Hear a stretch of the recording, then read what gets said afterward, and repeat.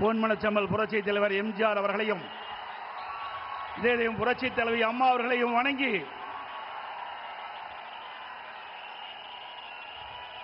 இந்த சிறப்பான தேர்தல் பிரச்சார கூட்ட நிகழ்ச்சியிலே கலந்து கொண்டு அற்புதமான உரையாற்ற அமர்ந்திருக்கின்ற மதிப்புக்கும் மரியாதைக்கும் உரிய மாண்புமிகு பாரத பிரதமர் நரேந்திர மோடி அவர்களே, இந்த சிறப்பான நிகழ்ச்சியிலே கலந்து கொண்டு சிறப்புரையாற்றிய மரியாதைக்குரிய நம்ம கூட்டணியில் அங்கம் வகிக்கின்ற டாக்டர் அன்புமணி ராமதாஸ் அவர்களே, மரியாதைக்குரிய திரு டிடிவி தினகரன் அவர்களே, மரியாதைக்குரிய திரு வாசன் அவர்களே, மத்திய அமைச்சர் பெருமக்களே, பாரதிய ஜனதா கட்சியினுடைய தலைவர்களே, மேடையிலே வீட்டுகின்ற கூட்டணி கட்சியினுடைய தலைவர்களே, அனைத்து இந்திய அண்ணா திராவிட முன்னேற்ற கழகத்தினுடைய தலைமை கழக நிர்வாகிகளே, மாவட்ட கழக செயலாளர்களே, வாரியிலிருந்து சிறப்பித்துக் கொண்டிருக்கின்ற அனைத்து இந்திய அண்ணா திராவிட முன்னேற்ற கழகத்திலே பல்வேறு பொறுப்புகளை வைக்கின்ற நிர்வாகிகளே, கூட்டணி கட்சி சேர்ந்த நிர்வாகிகளே, தொண்டர்களே, கழக உடன்பிறப்புகளே, பெரியோர்களே, தாய்மார்களே, பத்திரிகையாளர் ஊடகங்களே, அனைவருக்கும் என்னுடைய முதற்கண் நன்றி கலந்த வணக்கம்.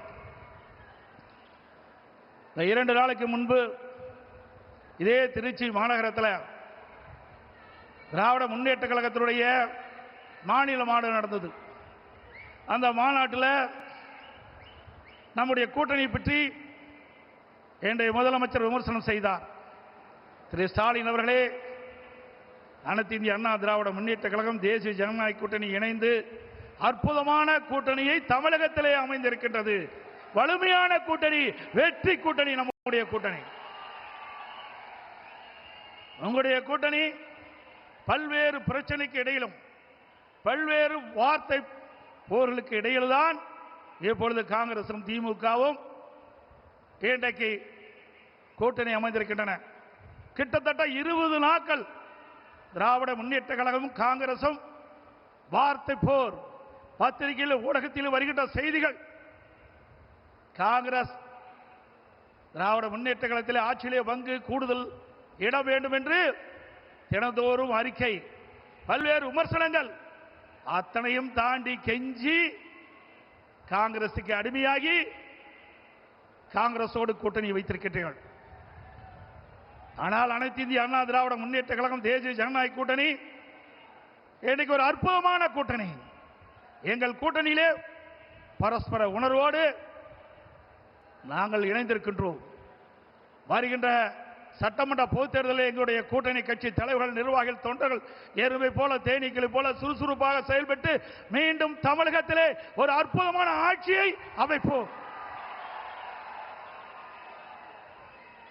திரு ஸ்டாலின் அவர்களே, நீங்கள் எத்தனை முறை எங்கே கூட்டம் போட்டாலும் நாட்டு மக்கள் உங்களை நம்ப போவதில்லை.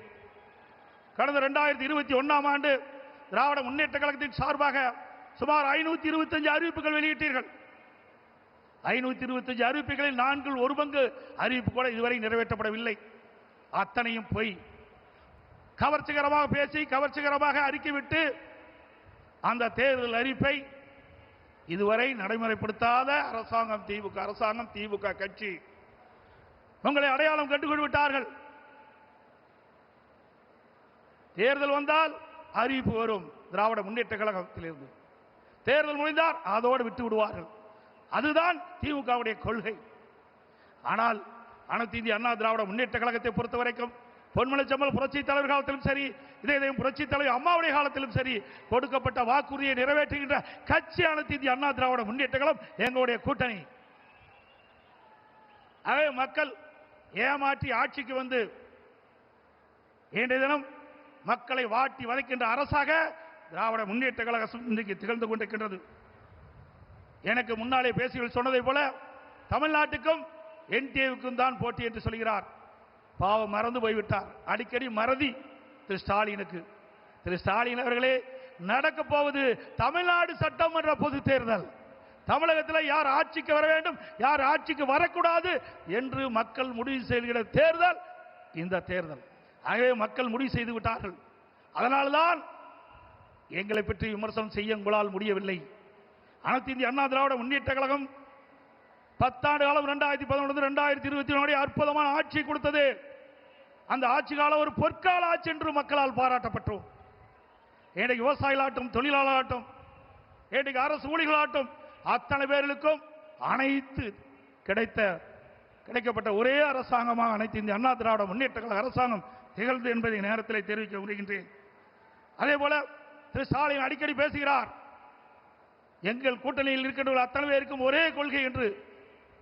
திரு ஸ்டாலின் அவர்களே, திராவிட முன்னேற்ற கழக கொள்கையும் காங்கிரஸ் கொள்கையும் ஒன்றா? திமுக கொள்கையும் கம்யூனிஸ்ட் கட்சியும் ஒன்றா?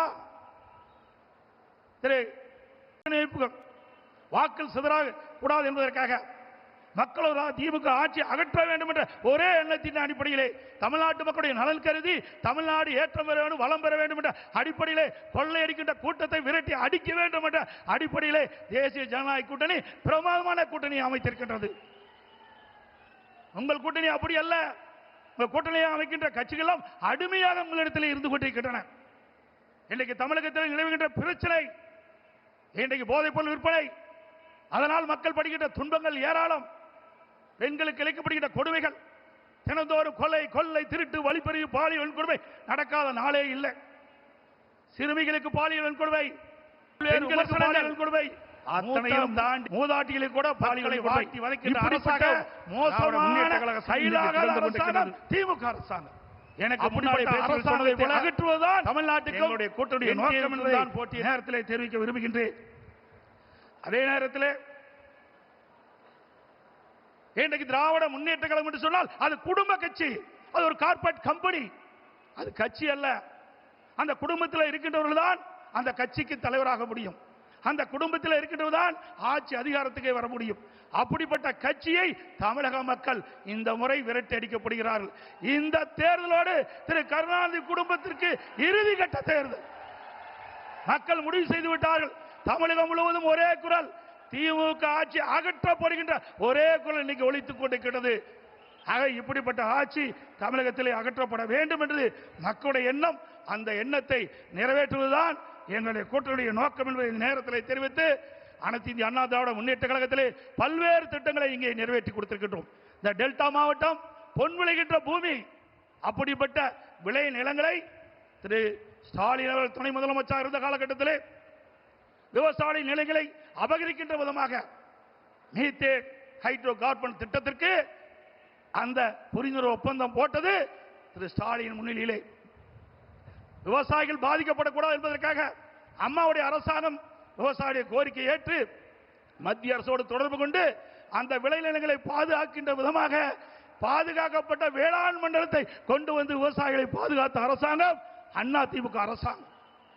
அதோடு குடிமராமத்து திட்டத்தை கொண்டது ஏரி, குளம், குட்டைகள் எல்லாம் அனைத்தும் சீர்வு செய்யப்பட்டு பெய்கின்ற மழைநீர் முழுவதும் சேமித்து வைத்தோம். அங்கங்கே தடுப்பணைகள் கட்டப்பட்டோம். ஆதனூர், குமாரமங்கலம், நஞ்சை புகழிலே தடுப்பணை கட்டப்பட்டது, முக்கம்பிலே தடுப்பணை கட்டப்பட்டது. அதே போல காவிரி குண்டாறு அற்புதமான திட்டம். வறண்ட பகுதியில் இருக்கின்ற நிலங்கள் எல்லாம் செழிப்பாக வளமாக இருக்க என்பதற்காக, அந்த பகுதியில் நிலத்தடி நீர் உயர வேண்டும் என்பதற்காக காவிரி குண்டாறு திட்டத்தை கொண்டு வந்தோம். அந்த திட்டத்தையும் முடக்கிய அரசாங்கம் தான் விடியா திமுக அரசு. அதோடு பாரத பிரதமர் அவரிடத்திலே, மரியாதைக்குரிய நரேந்திர மோடி அவர்களிடத்திலே நான் முதலமைச்சராக இருந்த பொழுது ஒரு திட்டத்தை நிறைவேற்ற வேண்டும் என்று அவரிடத்திலே கோரிக்கை வைத்து அவரும் ஏற்றுக்கொண்டார். அதற்கு நடந்தாய் வாழி காவிரி திட்டம் என்ற அற்புதமான திட்டம். மேட்டூர் அணையிலிருந்து வெளியேறுகின்ற நீர் கடலிலே கலக்கின்ற வரை அந்த நதியின் கரை ஓரமாக இருக்கின்ற கழிவு நீர் அந்த நதியிலே கலங்கி நதியிலே கலந்து மாசுபடுகின்றது.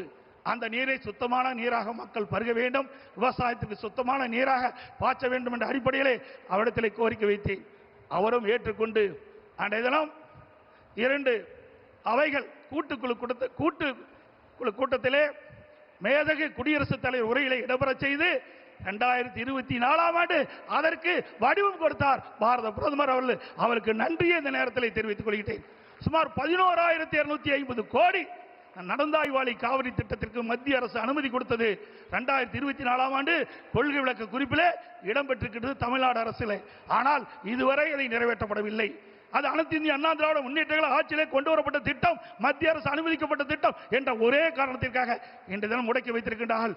மீண்டும் உங்களுடைய பேர் ஆதரவால் நம்முடைய கூட்டணி அதிக இடங்களிலே வெற்றி பெற்று அனைத்து இந்திய அண்ணா திராவிட ஆட்சி அமைக்கும். அப்பொழுது நடந்தாய் வாழி காவிரி திட்டம் நிறைவேற்றப்படும் என்று சொல்லி வாய்ப்புக்கு நன்றி கூறி, அதே நேரத்தில் நடைபெறுகின்ற சட்டமன்ற பொதுத் தேர்தலில் தேசிய ஜனநாயக கூட்டணியின் சார்பாக போட்டியிடுகின்ற அத்தனை வேட்பாளருக்கும் பெருவாரியான வாக்குகளை அளித்து அவளை வெற்றி பெற செய்து மீண்டும் அதிமுக ஆட்சி அமைக்க நீங்கள் அத்தனை பேரும் துணை இருக்க வேண்டும் என்று கேட்டு விடைபெறுகின்றேன். நன்றி, வணக்கம்.